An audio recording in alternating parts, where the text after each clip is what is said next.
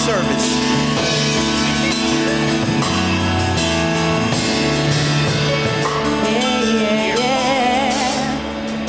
You made a way. I don't know how, but you did it. Made a way. Standing here, not knowing how to get through this test, but holding on to faith you know best.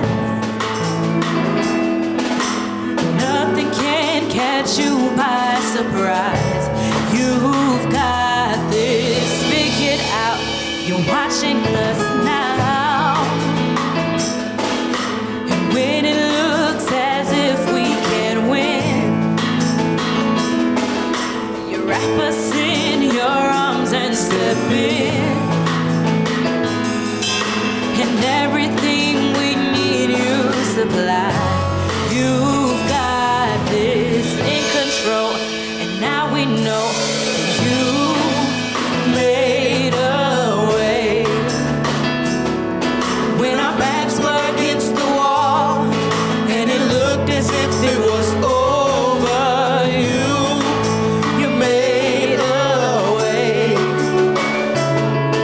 And we're standing here only because you made a way.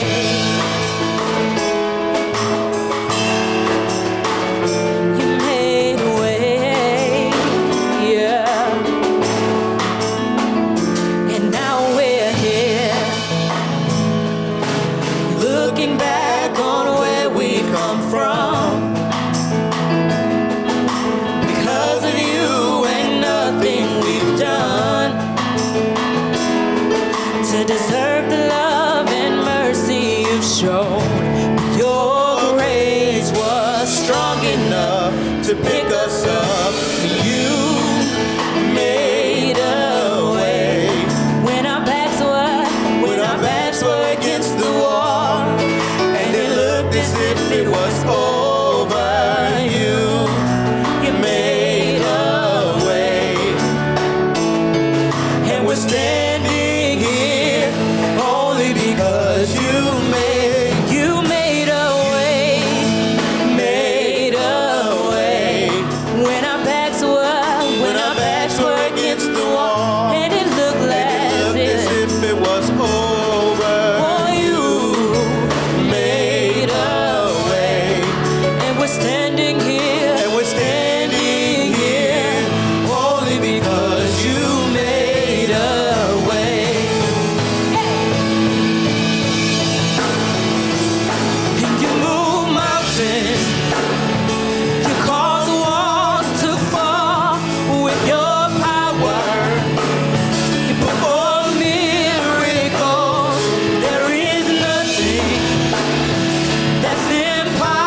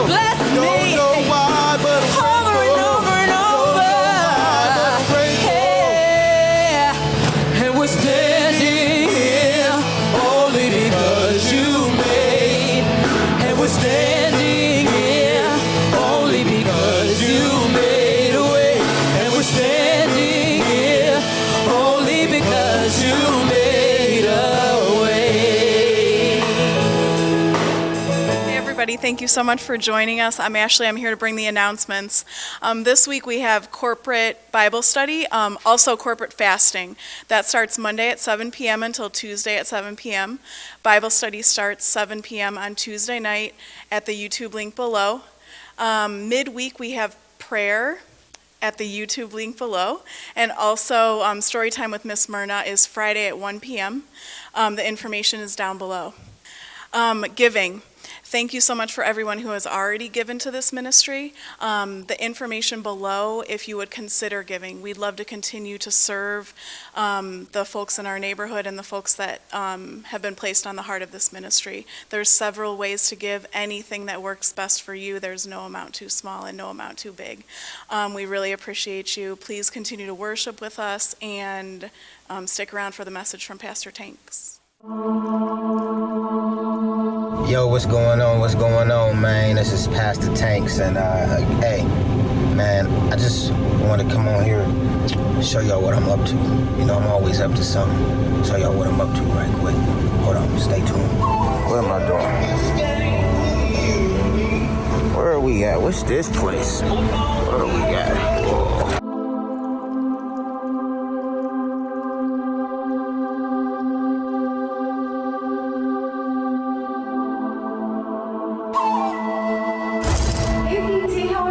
I'm doing good. How about yourself? Good. Welcome to the Woodhouse. Hey, this is nice. We have a beautiful package ready for your wife today. Oh. She's going to get 4 hours of absolute pampering. We're going to start her off. Yeah, 4. We're going to start her off with our Lazy Days ritual with a nice bath soak, a massage. She's going to roll right into our illuminating facial, and her skin is going to be glowing. Oh, wow. And we're going to finish off the service with one of our signature seaweed leaf pedicures. Oh, that sounds fun. You think she's ready for it? I don't know. You think she's ready for it? Here you are. Oh, thank you. You're welcome. What's going on, man? So listen, man, I just want to say happy Valentine's Day to my amazing wife, man. Happy Valentine's Day to my wonderful daughters, Eliana and Selena. I ain't forgot about you. But listen, and then I want to say happy Valentine's Day to all of you. Listen, regardless if you are in a relationship or single, man, I want you to love yourself today. However you feel loved, I want you to make sure that you love yourself today.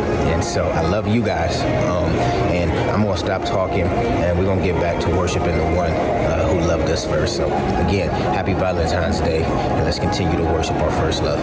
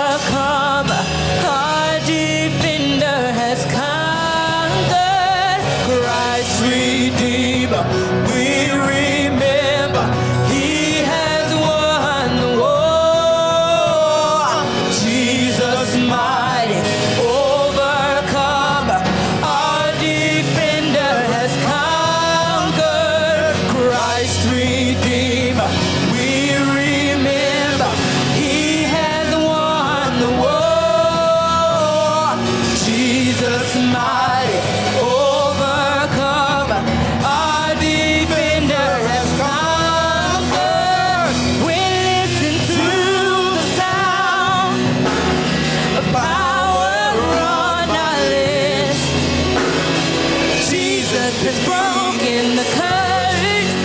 He has never lost a battle. Who are you? Who are you, great mountain? That you should not bow low. You should not bow low. Jesus defeated the darkness. He has never lost a battle. Our great defender, our strong tower. He has never lost a battle. Yeah, he has never lost a battle. Our great defender, our strong tower. He has never lost a battle. He has never lost a battle. Our great defender, he's our strong tower. He has never lost a battle. He has never lost a battle. He has never lost a battle. He has never lost a battle. He has never lost a battle. He has never lost a battle. Say, when listen to the sound, the power on our lips. Jesus has broken the curse. He has never lost a battle. Who are you, great mountain? Who are you, great mountain? Who are you, great mountain? Who are you, great mountain? Who are you, great mountain? Who are you, great mountain? Mountain of depression, you gotta leave. Mountain of sickness, you gotta go.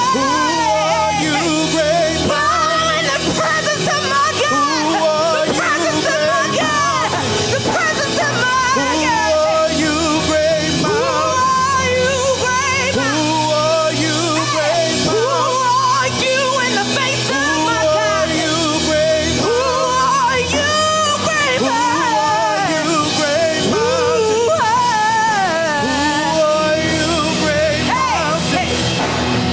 We listen to the sound, the power on my lips.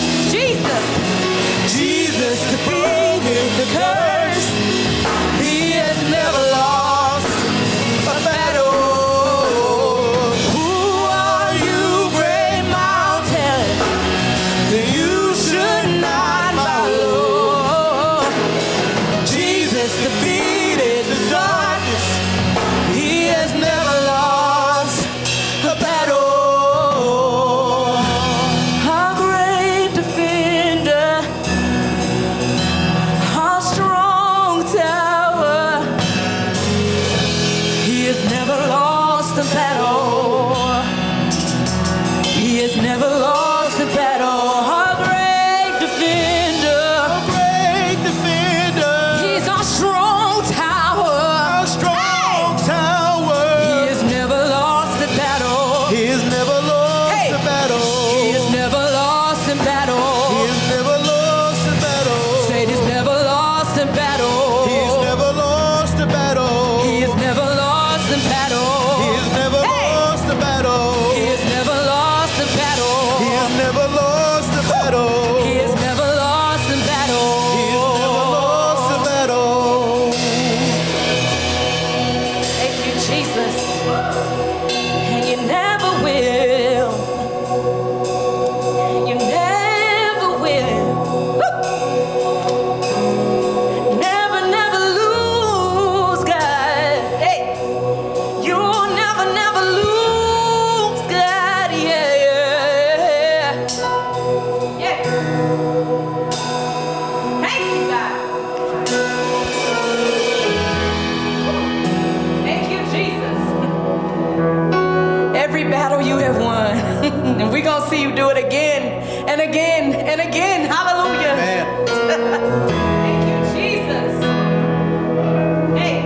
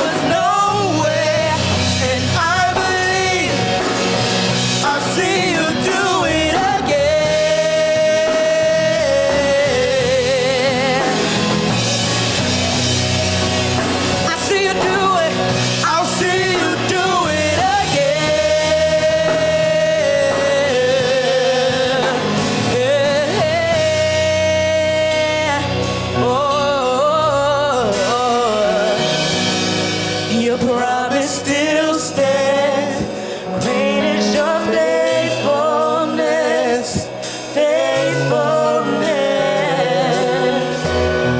I'm still in your hands. This is my confidence.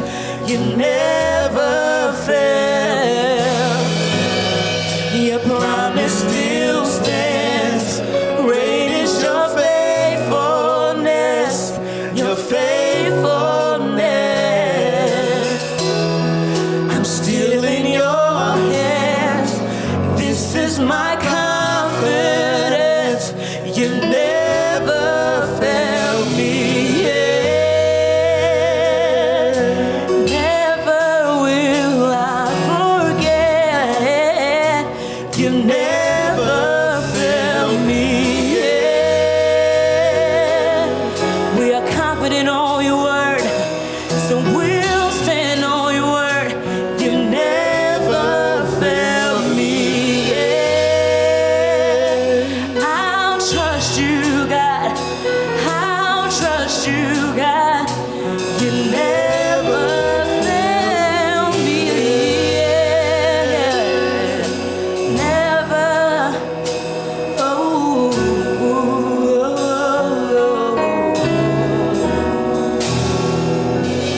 Help me yet.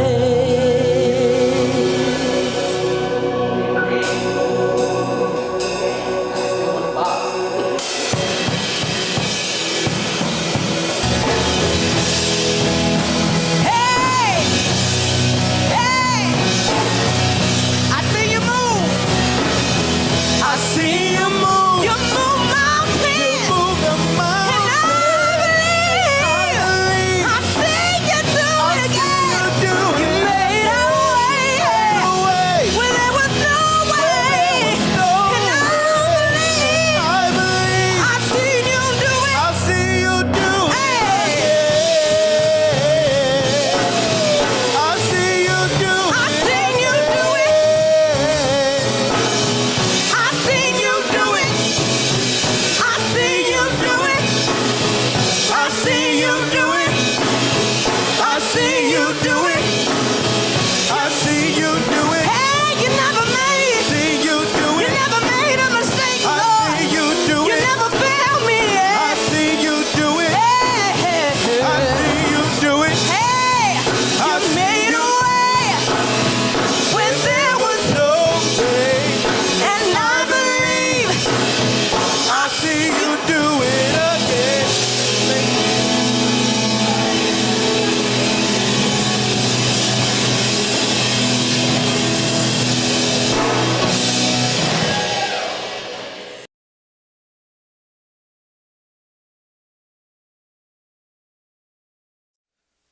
Be still before the Lord and wait patiently for him. Fret not yourselves over the one who prospers in his way, over the man who carries out evil devices. Be still before the Lord and wait patiently for him. Fret not yourself over the one who prospers in his way, over the man who carries out his devices. Today we're going to continue in our series, Be Still. And if you've been with us, you've seen that we've been talking about how to be still before the Lord. What does it mean to be still before the Lord? Trusting in God, not relying on ourselves. And so in message 4, we're going to look at Psalms 37. We've introduced the message. We talked about what it means to be still. We've talked about how Jesus commands things to be still in our life, in the storm, showing his authority over our trials, over the chaos of our life, that we can trust him in those storms. We've seen his authority over the animate things like the demons and people last week in Mark chapter 1. And this week, we're finally going to look at a passage where we're actually being told to be still. And so today we're going to look at Psalms 37. And Psalms 37, it's a psalm that is actually meant to try to encourage the people of God, right? To encourage the people of God who are looking out at all of the wickedness in the world and the wickedness prospering, or the wicked people prospering. And they ask this question: why does the wicked prosper? And How many of you have ever had that question, ever asked that question of God, right? I mean, it's already hard enough trying to wrap our heads around the idea that you can have an omnipotent, all-loving God and still have evil in the world. But now we got to deal with the question of not just why do we have wickedness or why do we just have evilness in the world, but also why does the wicked prosper? And maybe when we talk about the question of evil in the world, maybe you've already embraced your theodicy, or and let me put it in subtitles, right? A theodicy is this answer to the question of why God permits evil. It's a way that we explain in such a way to vindicate God of the charge of being impotent, or of the charge of being wicked, of the charge of being not good, right? Because the claim is that if there's an all-loving God who's all-powerful, which means he can stop all things, if there's evil in the world, either he's not all powerful and to stop all things, or he's not all good. And so a theodicy seeks to vindicate him of those false charges while trying to give an explanation of how you can have a good God, a loving God, an omnipotent God, and still have evil into the world. Essentially, it's man's attempt to explain why evil things happen in this world. And so even if you accept the free will argument, you accept the greater good argument, you accept the best possible world's argument, all these are arguments and answers to the problem of evil. Even if you accept those, we still have to wrestle with the question of the day. And the question of the day is, but why does it have to prosper? See, it's one thing to say, okay, God, I can understand that you're enduring. I can understand that you're loving. I can understand that you're choosing to long suffer for the sake of love, for the sake of the elect, for the sake of those who may be saved. Okay, I can understand that, but why does it have to prosper? The wicked person doesn't have to prosper. They can just not be wiped out.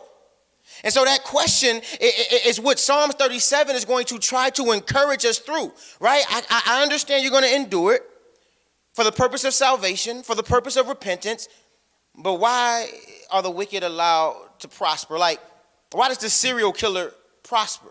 Like, why does the embezzler prosper? Why does the wicked judge prosper? Why does these corrupt politicians prosper? And for us African Americans, why did wicked men prosper in the slave trade falsely under your name? Why does these movements that are set against biblical orthodoxy prosper? Why does secular artists who promote drugs, sex, sin, murder, violence prosper? And bigger than that, though, because maybe that's your question, but then there's a second tier to this question. One, why is they prospering? But then for us who are walking with the Lord, the second tier of that question is, and why does it seem that they prosper more than us, the righteous? Why does it seem like the wicked are prospering while the righteous are suffering and lacking and has less?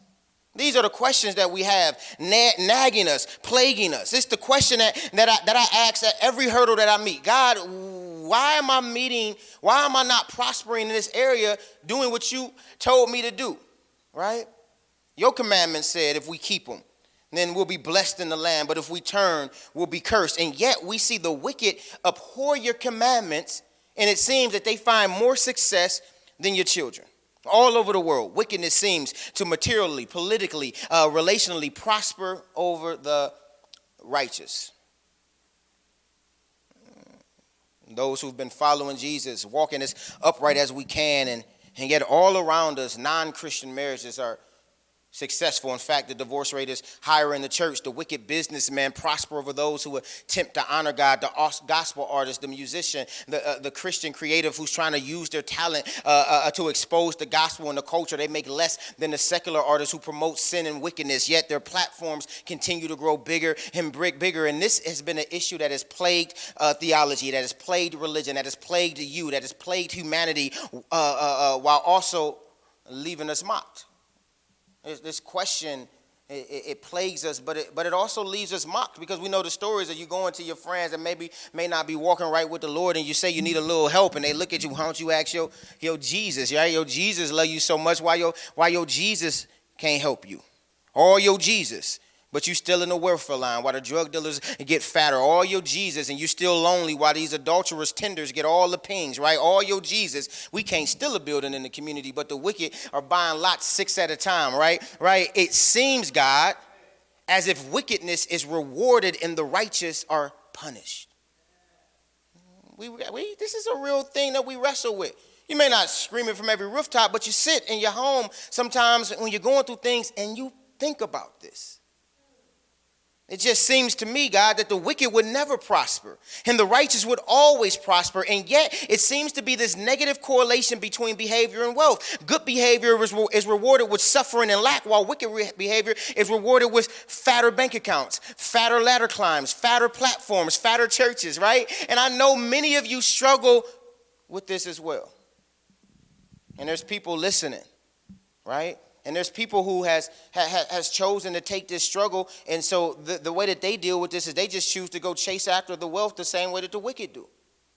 Right? Even this damnable prosperity gospel, as wicked and heretical as it is, it's still a movement that's based on trying to understand this struggle, because on one hand, people can go into despair. On the other hand, people simply chase to acquire all that the wicked have. Both are responses to the same struggle, a struggle that can be discouraging, a struggle that can lead a person to become so envious that they fall into the schemes of the wicked to become prosperous, a struggle that can lead people to forsake God and the world. And maybe you feel that way, and discouraged and full of questions, because you're committed, dedicated, faithful to God, not perfectly, but definitely not walking in the ways of the wicked, and yet you have financial and domestic and mental hardships.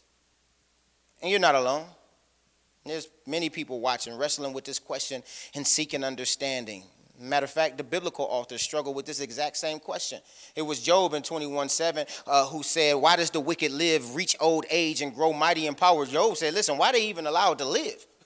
Right? Asaph says in Psalm 73, for I was envious of the arrogant when I saw the prosperity of the wicked. Jeremiah in 12:1 says, why does the way of the wicked prosper? Why do all who are treacherous thrive? In other words, this is not a new issue.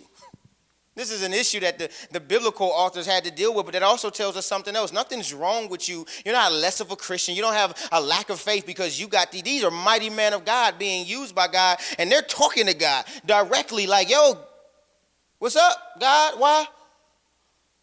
What's up? Why they, Jeremiah getting beat, captive, masqueraded around the people that he prophesied judgment to come naked. All the wickedness is seemed to prosper, and the man of God, the woman of God is suffering. But asking that question doesn't make you less of a Christian. It's a very real question. It's a very real frustration.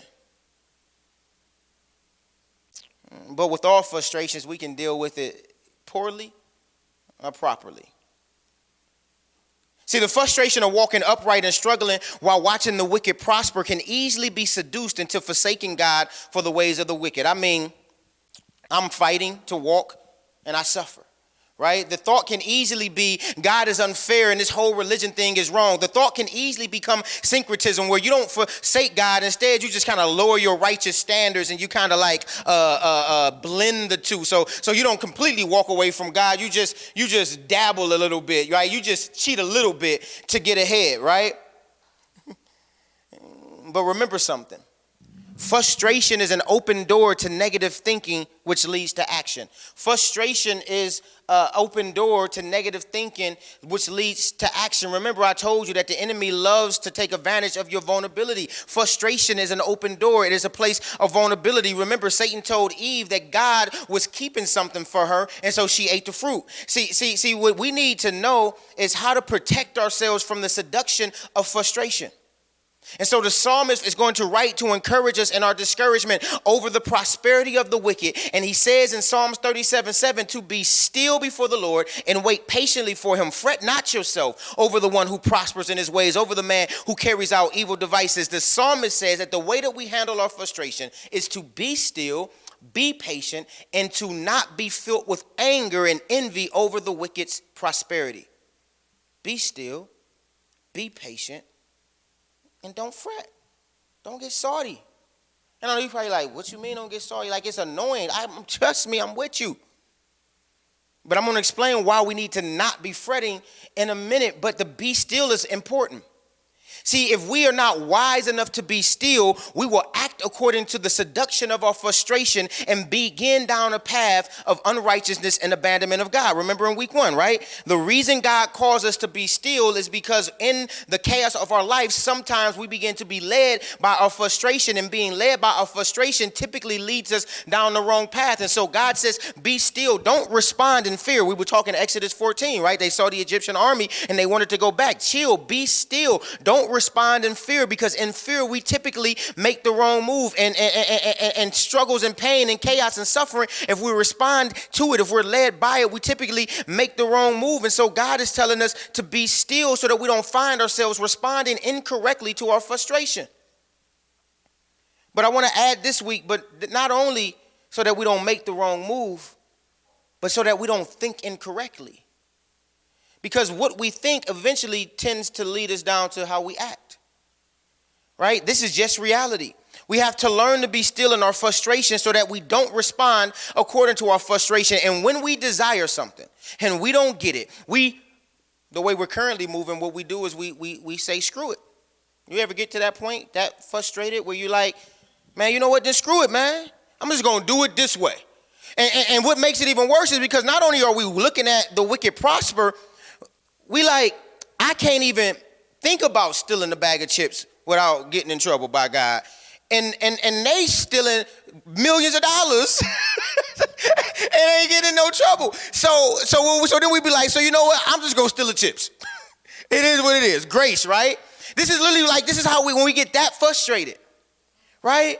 It's the temptation of frustration, right? And I have to fight it as a church planner because it's big and sexy to just, do it big, do it sexy, right? And so I have to fight as a church planner not to give into those pressures, but to do it the way that God has told us to do it, to not allow the pressure of the atmosphere to cause me to act out, to move according to maybe a frustration that I may feel. Instead, I must be still and continue to trust God. See, our frustration indeed tempts us to move differently, seeking what we desire. And many of us move based on a desire and the temptation instead of being still, instead of being patient. And this is dangerous, especially in the context of what we're talking about. Because to move incorrectly means that I come outside of walking in the ways of the Lord and I walk in the ways of the wicked. That's the incorrect move. I'm going to respond to my frustration of the wicked prospering by no longer walking in the way of God, but walking in the way of the wicked. It's dangerous. It's the move that says, I'll just cheat on my taxes a little bit. It's the move that says, I'll just stop speaking Jesus' name. It's the move that says, I'll let my spouse convince me to have a threesome to keep them happy and remain married. It's the move that says, I'll go nude to get the job, do the sex thing to get the part. It's a move that's a slippery slope away from God. I know I got a very little X-rated there, but these are real things. I'm not making this stuff up. These are real things. And this is why we got to check those desires to begin with. Because listen, our desires are misplaced if when chasing after them causes us to run away from God. Listen, if our desires cause us to be unfaithful to God, chasing after them, we got some misplaced desires to begin with. Our desires should never cause us to run away from God. In fact, the psalmist in Psalm 37 actually tells us that if we actually delight in the Lord, he'll give us the desires of our heart. See, our desires, if we're chasing after them, should actually draw us nearer to God because we're delighting in God, and our desires are that in which God desires. But if our desires are causing us to run away from God, we have some misplaced desires to begin with.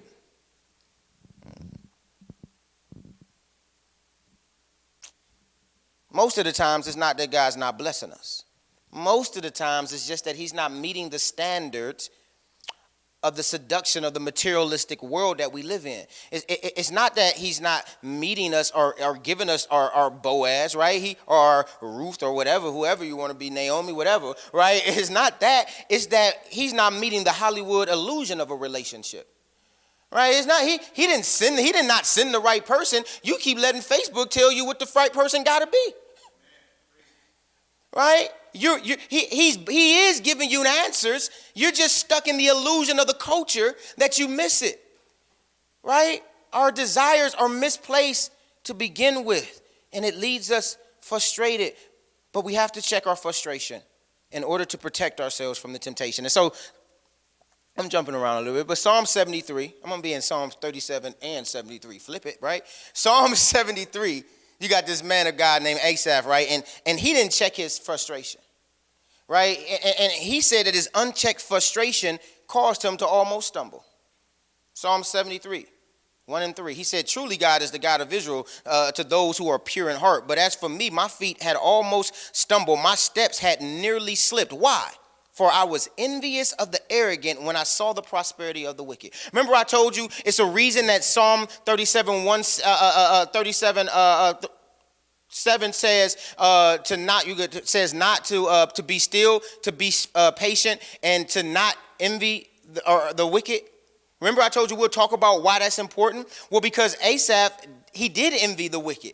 And he says that because he was envious of the arrogant, when he saw the prosperity of the wicked, he said, my feet nearly slipped. I nearly stumbled. I nearly forsook God, being angry and envious towards the wicked in the way that they were prospering, right? His envy, his anger led him to almost slip, meaning it led him to almost forsake God. And listen, he didn't go do nothing crazy. It was always a mental thing with him. See, he stopped believing that God was actually a good God who would bless the pure at heart. And he started to believe that, wait a minute, God is out here blessing the wicked. And so he didn't necessarily have this act where he did something with his feet, but he did something with his thoughts. So let me tell you something. If you ever start to question the goodness of God, you are on a sure path to walking away from God, right? If you stay questioning if God is good, you're on a sure path to eventually walk away from God, because you're not going to follow anybody that you don't think is good.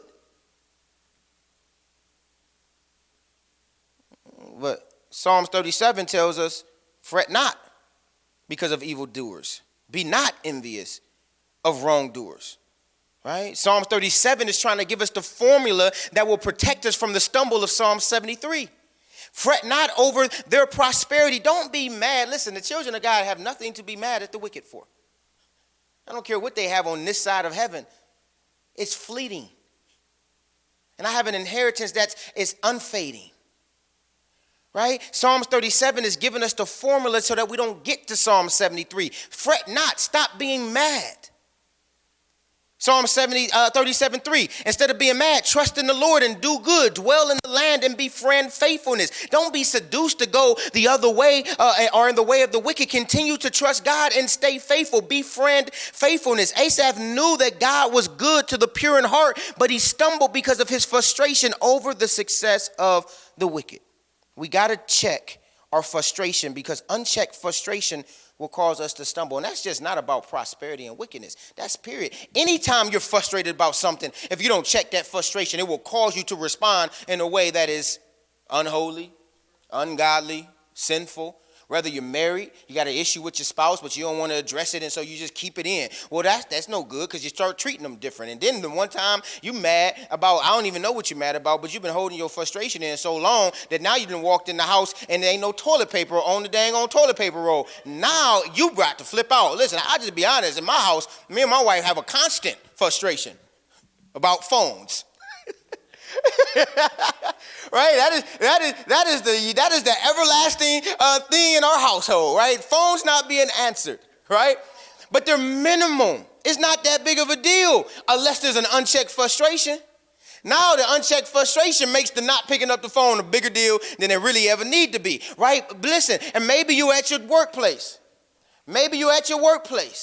And you got issues with your boss, but for some reason you have allowed the world to tell Christians that conflict means we're unholy, and so you avoid conflict, and so you don't even say nothing. You just mad at your coworker, mad at your boss, and now they send you an email, and you misread the email because you're frustrated with them anyway, and so every word they said, you see in bold letters, capitalized letters. They ain't said nothing you saw, but you so frustrated at them, you done read the email like they done talked about and smacked your mama. Now you typing up an email, and then they read it, and then they be like, now you sitting there on your face because you frustrated.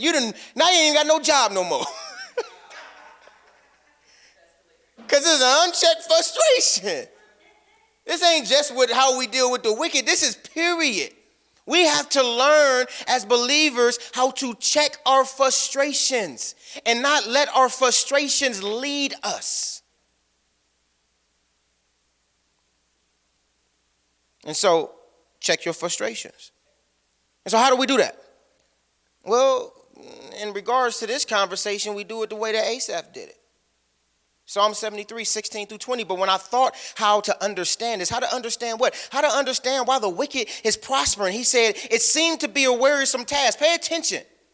If you want to sit at home and just ponder on this subject all day long, he said it is a wearisome task. You're going to just be more mad at God if you just sit at home all day long just trying to prosper, thinking about every bad person in the world that seems to be prospering over you. Now it's woe is me. You're down on yourself. Now you start thinking about other stuff that ain't got nothing to do with it, right? And he says, listen, it is a wearisome task trying to think about things that ain't going to ever make sense to me anyway.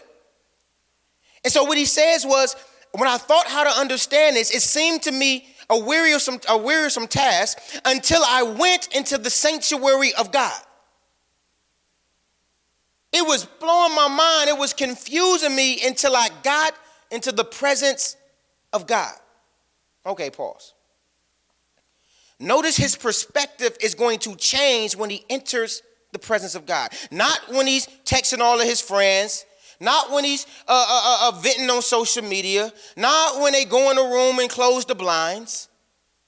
But when he gets into the presence of God. And some of us never get to that place.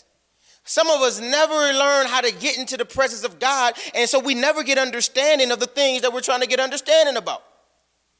And so instead, we sit leaning onto our own understanding. But if we learn to get into the presence of God, we'll stop leaning on our own understanding and start walking or leaning on his or receiving his, right? But Asaph said, I thought this is a wearisome task until I went into the sanctuary of God. The first step to dealing with our issues, the first step to learning how to be still is you got to enter the presence of God. You'll never be still if you don't enter the presence of God. And let me make it very plain. You're anxious because you've been in your own presence. So you can't unanxious yourself. You need something else, okay?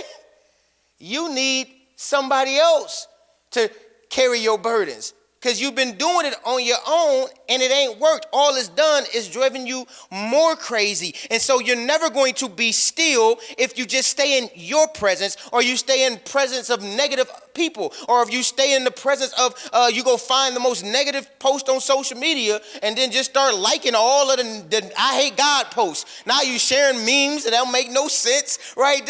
You got to get into the presence of God and then you will learn to be still because his peace in his presence. There is silent speaking in his presence. He says, when I got into the presence of God, when I went into the sanctuary of God, he says, check this out. Then I discerned their end. Who's in? The wicked. Whoa, wait a minute. I'm over here fretting over the wicked. And then I get into the presence of God. And when I get into the presence of God, what I begin to understand was, wait a minute. There's an ending to the wicked. Because this is also a justice conversation. The question of why does the wicked prosper is really a question on God's justice. God, why are you allowing the wicked to prosper? Right? And it's really a question of, God, are you really going to be just here? Are you really just to deal with evil? And so with Asaph is like, now I see it, God. Maybe they're prospering now, but there's an end. Then he says, truly, you set them on slippery places. Slippery places mean there's no footing. There's no foundation, right? They can't get their footing. They're not planted.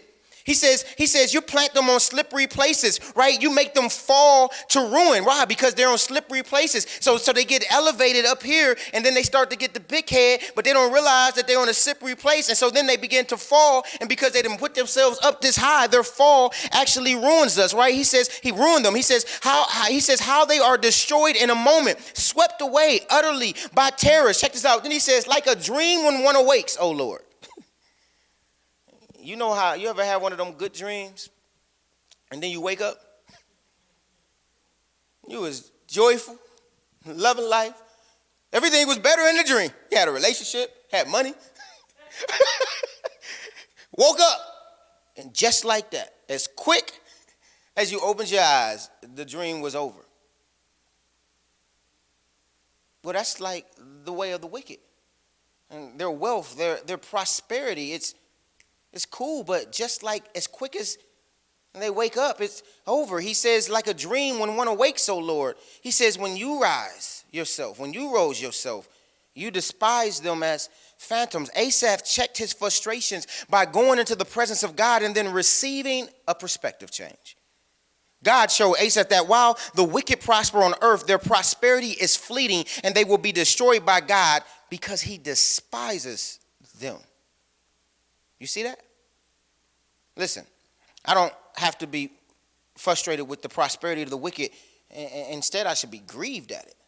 I should be grieved because God said he despises them. Why do I want to follow in the ways of the wicked if he despises the ways of the wicked and I love God? Listen, don't envy the dead, rejoice with the living. Don't envy the dead, but rejoice with the living. Checking our frustrations means we have to change our perspective. We'll never be still in our frustrations if we don't change our attitude about the situation. And again, this is for anything, not just frustrations. Half the battle of resisting the seduction of the enemy is taking captive his perverse thoughts and replacing them with a godly perspective. That's half the battle. We got to take captive the perverse thoughts of the enemy and put them in submission to a godly perspective.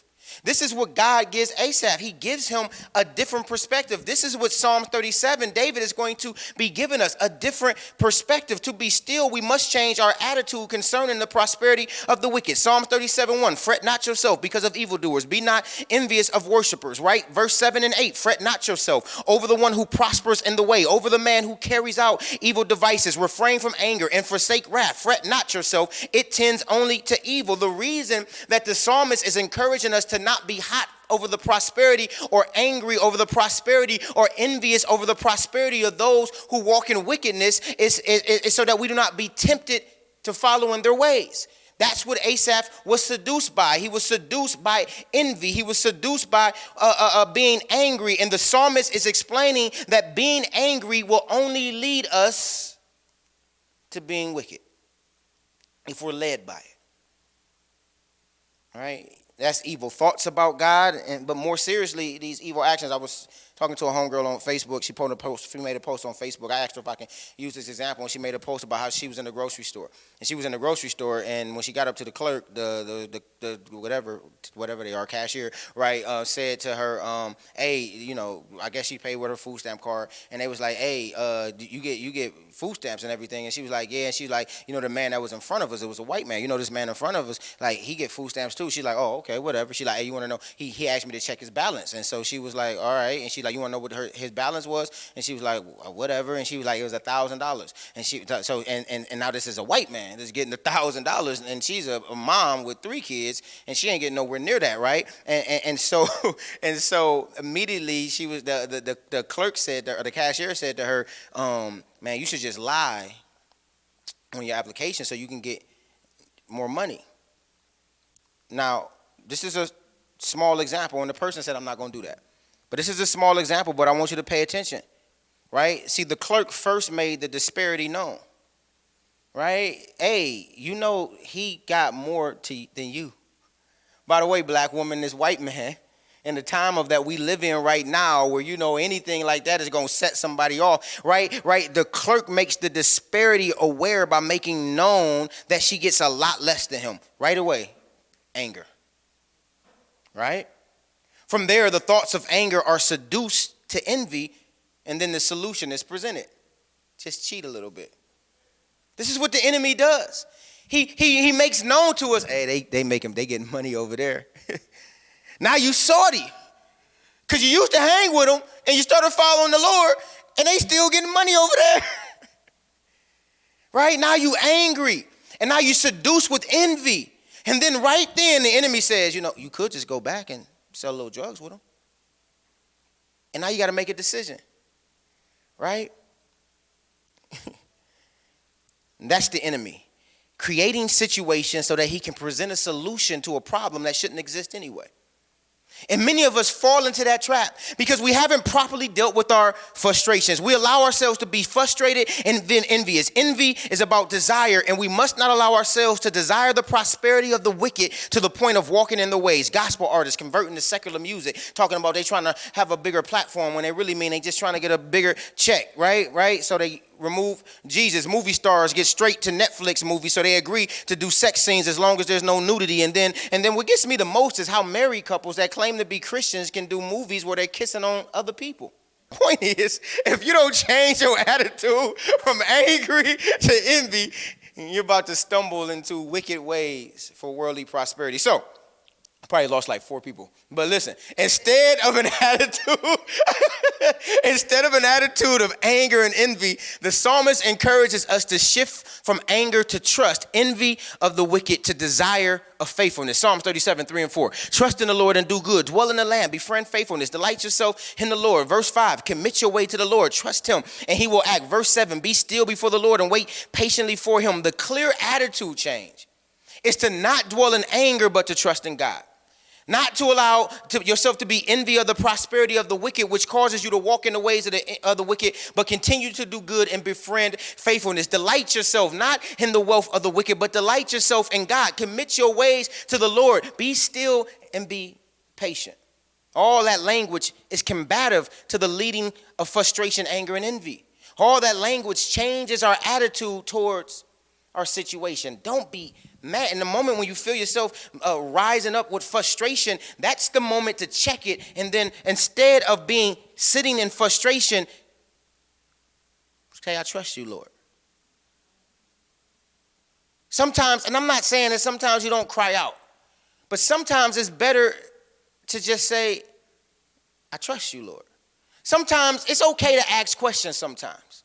For sure. But sometimes you don't got to ask God why. Sometimes it's, God, I trust you. Right? You know how good that feels sometimes? Right? In relationships, as parents and as spouses. Yeah, it's okay. You can ask me anything you want. Absolutely. That is okay. But sometimes it feels real good just to hear your wife say, you know what, babe, I trust you. Right, as a wife, your husband to say, you know what, I trust you. As your kids, not to question every dang on decision you make, just to be like, okay, Dad, I trust you. That feels good. You can ask, but sometimes I just want you to just trust me. Right? There's a shift that the psalmist is trying to teach us as children of God, and it's so simple and so hard at the same time. But don't be frustrated. Trust God. And it's so beneficial for us to not be seduced into walking in the ways of the wicked. Because the psalmist is going to explain exactly what Asaph learned in the presence of God. Psalm 37:2. For they will soon fade like the grass and wither like the green herb. Right? Verse 9 and 10. For the evildoers shall be cut off, but those who wait for the Lord shall inherit the land. And just a little while the wicked will be no more. Though you look carefully at this place, he will not be there. Verse 13. But the Lord laughs at the wicked, for he sees that his day is coming. They mocking God and he laughing at them. Right? Verse 20. But the wicked will perish. The enemies of the Lord are like the glory of the pastures. They vanish like smoke. They vanish away. The reason we don't fret or be envious of the wicked is because them and their possessions will be destroyed. And I know you may be like, that's not encouraging. Listen, if the wicked are wicked, it's because they choose to be wicked.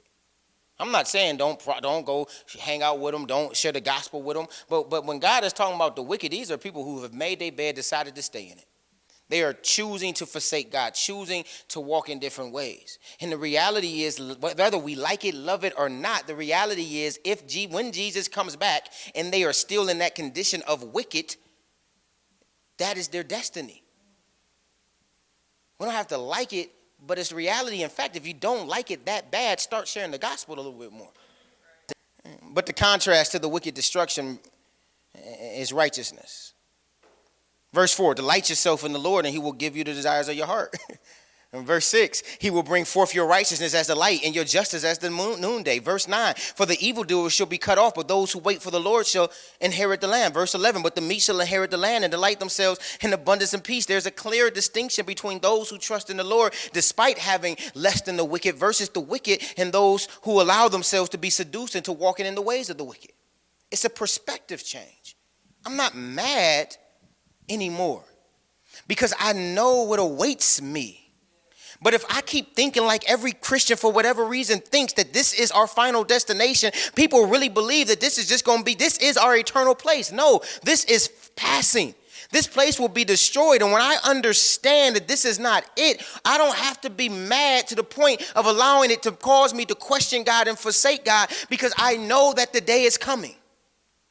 The day is coming when all that has been promised to me, I will receive. Not worldly prosperity, but a prosperity that is laid up in heaven for me. That's why Jesus said, do not seek for yourself treasures here on earth, but store it for yourself treasures in the kingdom. For the treasures here on earth, they're destroyed by the moth, right? But the treasures that are in heaven are unfading, never perishing. Nothing can destroy them, right? I have to have a different perspective. And when I change my perspective from not just now, but eternal, I don't have anything to be mad about.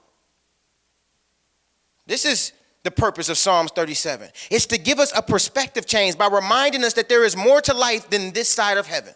There is a future, but only for the righteous. The wicked will be destroyed with all of their possessions. I'm not talking annihilation. I'm just talking about they won't be prospering in the kingdom. This is why the psalmist says in 37:16, better is a little that the righteous has than the abundance of the many wicked. This is why Asaph says in Psalm 73:25, whom have I in heaven but you? And there is nothing on earth that I desire besides you. I don't know about you, but I'd rather have less and more of God than less of God and more of fading possessions. And I don't know. No matter how much I say this, somebody's going to hear this and say, oh, he got a whole problem with wealth. Oh, he want to teach the prosperity. Listen, if you know me and my wife, you know that's not true. I know I'm not against wealth.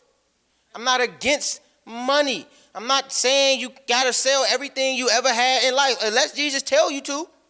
Now, if he don't tell you to, don't go try to be super spiritual. Because then you're going to be asking me for some food. I'm going to be like, you sold all your money, gave all your money away. Now you can't eat. Right? But if Jesus tell you to, go for it. Right? So it's not about don't have nothing. But what I don't want us to do is to be led by the frustration and to walk this life in a way that causes us to forsake God for the bigger check, for the bigger platform, for the relationship, the job, or anything else, right? And listen, I got to hurry. But the enemy, don't let the enemy seduce your frustration and responding wrongly. Instead, we must learn to be still at our frustrations, at the prosperity of the wicked. I can go through all the Psalms, and I didn't go through them all because Psalms 37 is long and we'll be here all day. But verse 34 is important because verse 34 says, wait for the Lord and keep his way, and he will exalt you and inherit the land. He will exalt you to inherit the land. You will look on when the wicked are cut off. Right? Wait for the Lord, right? That's be patient. And keep his way. And he will what? Exalt you to inherit the land. You will look on the wicked when they're cut off. That is what keeping the Lord's way gets us. But if you keep the way of the wicked, you'll be cut off. God is not forsaking us. God will reward both the wicked and the righteous. Don't get so frustrated that you run in the path of wicked, forsaking an eternal inheritance for the illusion of prosperity. And I know that doesn't sound good. You may not be rejoicing. You may not be vibing with this message. But that's probably because your hope is in the wrong place to begin with. See, our hope is always guaranteed in the future. And I know you may be, well, I got to wait for the future. They getting theirs right now, but they're not going to get theirs later. Right?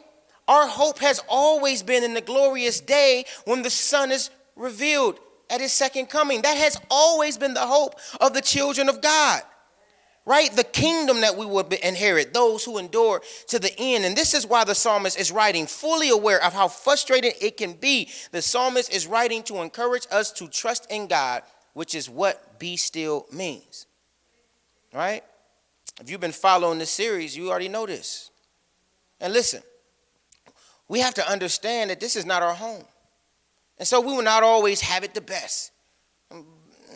But let the wicked have their fading illusions of prosperity. We have Jesus, right? Preach the gospel to them, call them out of darkness, but you will never do that effectively if you secretly want to have what they have. Let me say that again. You will never be an effective communicator of the gospel. You will never be an effective evangelist if you secretly desire all the things that you're trying to call them out of.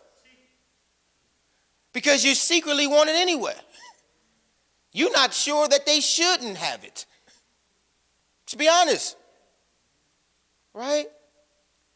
And so if you feel yourself overwhelmed with frustrations, be still by changing your perspective and remembering that there is a future. Now, I got to close, but I got to say this. Should have said it earlier, but I'm going to say it now. I want to give an answer to this question, though, that God never answers. And not because I know better than God. But God never answered the question because it didn't matter. And God is smart enough to know that answers don't suffice. And so sometimes he's just like, I'm not going to answer that question because you're not going to like my answer. Like, if God really answered all the questions we want, we're not going to like his answers anyway. So sometimes God just says, God, why they got to prosper? God, why they got to prosper? God, why the wicked prosper? God, why the wicked prosper? God, why the wicked prosper? Okay, my turn, verse 42 now. Okay, let me explain something to you, man. Listen. Don't worry about why they're going to prosper, but let me just tell you about them right quick. There's an ending for them, right? And there's an ending for you, right? They're going to be cut off, and you can go into the kingdom. So do you really want to know why they prosper, or do you want to just continue walking in my way? God doesn't always answer the questions, but I'm going to answer the question, not because I'm better than God, not because I'm smarter than God, but because you're watching and you still want to say, but why do they prosper? And so there's different reasons. Sometimes it's about God storing up the wealth of the wicked for the righteous. Proverbs 13:22. Right? And we see that example with Israelites in Canaan. Right? God allowed the wicked Canaanites to prosper many years because he promised that the Israelites will receive a land that was what? Overflowing with milk and honey. And so sometimes God allows the wicked to prosper. He allows them to build up things so he can give it to us. Right? And he'll cut them off, drive them off, and then he'll give you the very thing. So he'll let them build all of these, all these devices that allow us to live stream all over the world. Go ahead, build it, make money off of it. Wicked people, sure, no problem. And then I'll use it because I don't know if you guys remember, but Revelation still says that when these two martyrs are slaughtered, and the whole world will see it. Right? And so, sometimes God allows these things to happen for the sake of building it up for the righteous, sure. But I think that's only 5% of the time. The other times, I don't think it has anything to do with that. The other times, I think,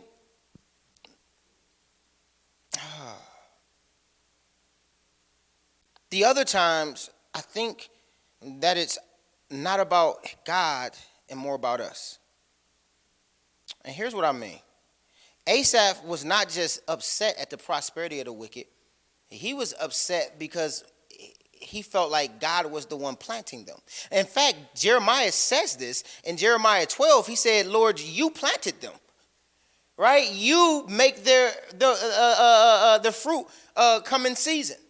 And so sometimes the aggravation is like, God, you're the one prospering the wicked, right? And sometimes somebody will give you the verse and we'll quote it. Yeah, but the rain falls on the just and the unjust. Yeah, okay, great, cool. That still doesn't understand this backward principle of ethics. The question still is, God, why are you prospering the wicked? Why are you giving success to those who cheated to get there? Why are you allowing the message of sin to have a bigger platform than the message of righteousness? And Psalms 1:1-4 says this, right? God, blessed is the man who walks not in the counsel of the wicked, nor stands in the way of sinners, nor sits in the seat of scoffers, but his delight is in the law of the Lord, and on his law he meditates day and night. He is like a tree planted by streams of water that yields its fruit in its season. Its leaf does not wither. In all that he does, he prospers. The wicked are not so, but they are like chaff that wind drives away. And yet, God, they seem planted to me, and they are yielding fruit. I've been waiting 6 years, still have no harvest. You said that I would never wither, yet my marriage withered, my business withered, my health withered, and all they do, they prosper. You said the wicked are not so, and yet they are so. So God, it seems that you're forsaking your promise to the righteous. But I don't blame God.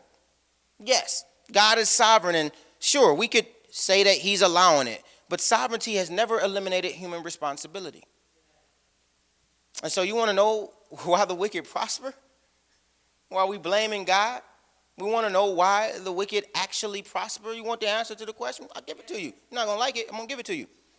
Instead of blaming God for planting and prospering the wicked, what if we pointed the finger at humanity? Right? The wicked prosper because society allows and helps them do so. And this is the reason.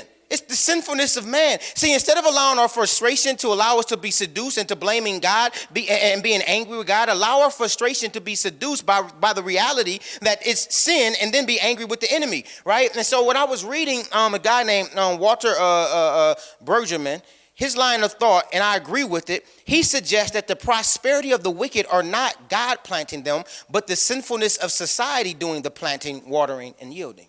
It's not God, it's us. See, the pornography industry is prospering off of sexual sin, but who buys it? God's not buying it. God's not recording it. God's not selling it, streaming it, right? It's not God, right, giving them the wealth, right? We could stop watching it. We could stop paying for it and searching it, and it couldn't prosper. The music industry and their promotion of violence and drugs that are destroying the black community especially, and the reality is, but somewhere up there's a white rich executive who's actually condemning the actions that's happening in our community while actually getting rich off the music that's supporting it, right? But we could just stop buying it, right? Wicked judges and politicians only prosper because we continue to vote them into office. Let's just be real for a second, right? And this may make some people uncomfortable, but you promote more secular music on your timeline than gospel. Christians doing more busted challenges than being applauded by it, than being appalled by it. How we expect healthy relationships when all day long we watch reality TV drama that promotes unhealthy, adulterous, and toxic relationships?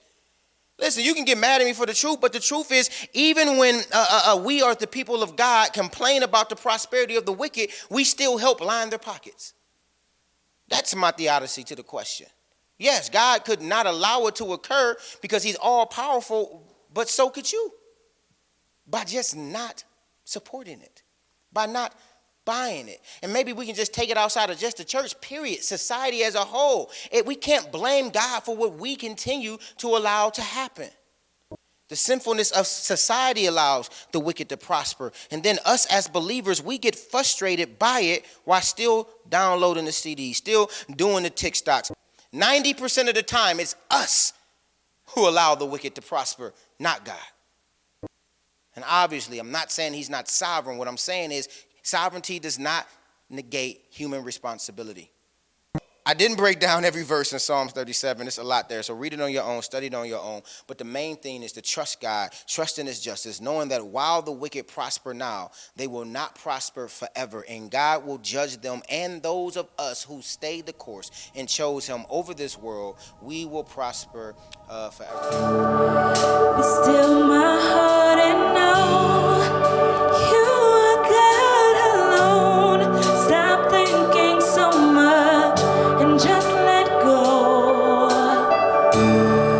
Be still my soul and rest.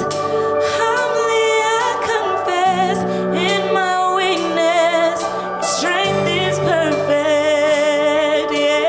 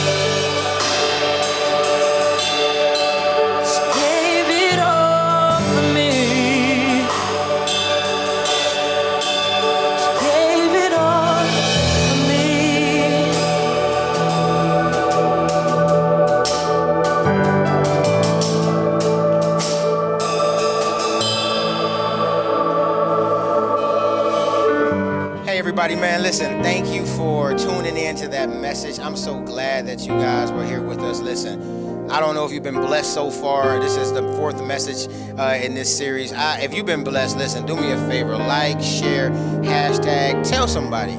Share the video with a friend. Subscribe to our YouTube channel. We got more messages in this series. But listen, if you've been blessed, just share it with somebody. And also, do me a favor. If you're visiting with us for the first time, go ahead and make sure that you fill out type guess to the number below. And maybe you don't have a church home. Maybe you just decided that it's time for you to have a covering, and you're thinking about this being the place that covers you, that this being the place that you call home. Then do me a favor and you text join to the number below. But most importantly, man, maybe you're somebody that has never accepted Christ. Maybe you're somebody who walked away from Christ, and now you're hearing this and you're saying, man, I really need to get back with God.